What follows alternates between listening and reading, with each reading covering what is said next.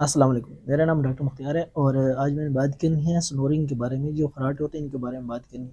پہلی بات تو یہ ہے کہ سارے خراٹے خطرناک نہیں ہوتے، لیکن سم ٹائم یہ جو خراٹے ہیں یہ کسی خطرناک بیماری کی طرف بھی اشارہ کر سکتے ہیں۔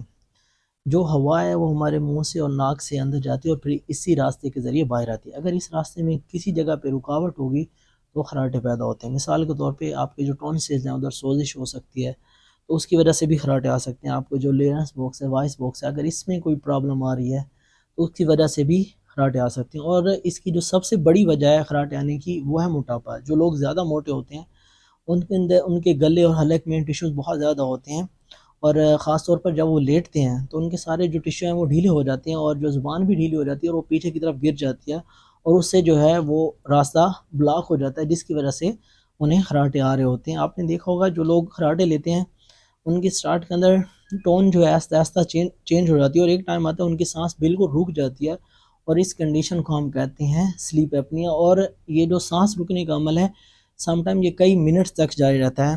زیادہ تر کیسز میں جو خراٹے ہوتے ہیں یہ صرف موٹاپے کی وجہ سے ہو رہے ہوتے ہیں، لیکن اگر کسی بندے کو غیر ضروری طور پہ زیادہ خراٹے آ رہے ہیں تو آپ اپنے ڈاکٹر سے ضرور کنسلٹ کریں۔ ہو سکتا ہے یہ کسی بڑی بیماری کی انڈیکیشن ہو، لیکن زیادہ تر کیسز میں جو خراٹے ہیں وہ صرف موٹاپے کی وجہ سے ہی آ رہے ہوتے ہیں۔ اللہ حافظ۔